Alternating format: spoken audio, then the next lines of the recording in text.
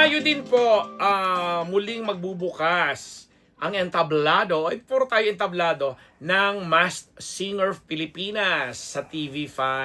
Sa ikatlong season po yan, muling magbabalik ang talagang napakagaling na host nitong si Billy Crawford na grabe ha, nung makausap ko sa sandaling chikahan namin at kumustahan, talagang isa siya sa mga artistang na kahit nakamas ako that time, nakilala pa niya ako. Ang kakatuwa, di ba?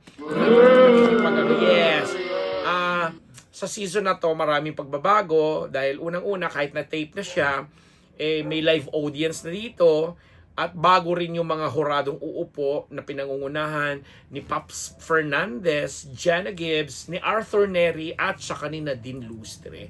Isipin mo yung mga ganyang combination, since this is also a Viva production collaboration with TV5, so natural na makita natin itong mga Viva artists na to kasi lahat sila, pati si Billy, puro Viva yan.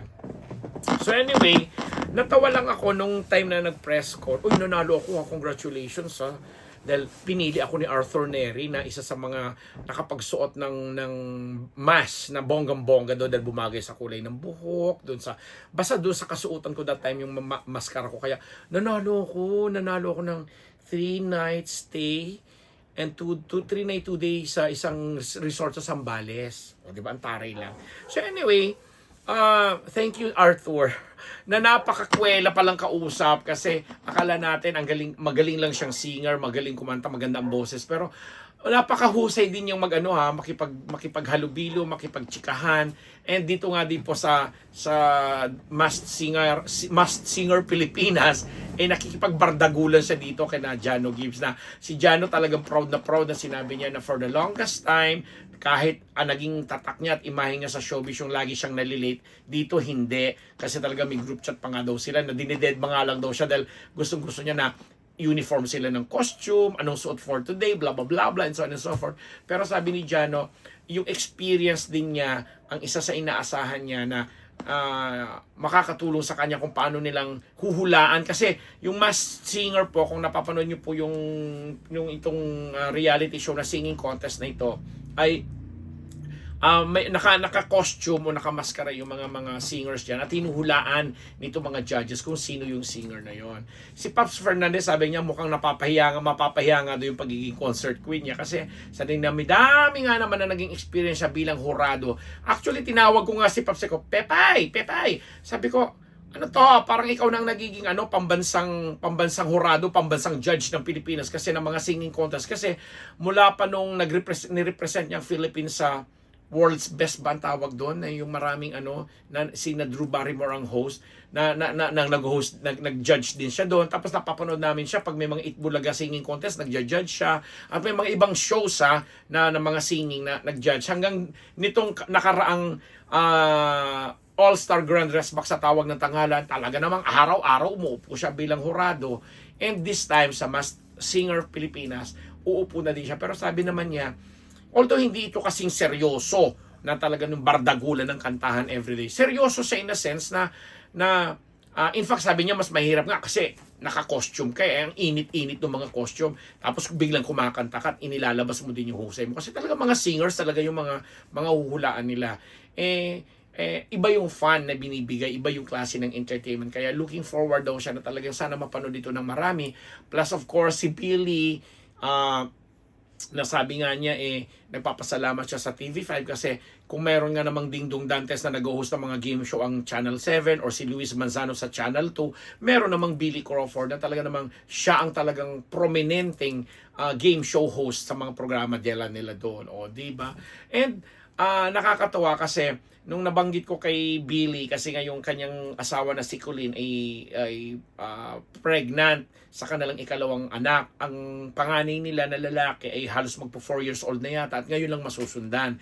Tapos biglang nagkaroon ng generic question yung mga kami na sinabi namin na what if kung nangyari sa inyo yung nangyayari ngayon kina Iya Villanilla at saka kay Drew Arellano na nagpa-vasectomy nga itong si Drew kasi nga 'di ba nakakalima na sila na halos hagdan yung halos every other year or every year na nanganganak at nabubuntis at nanganganak itong si Iya.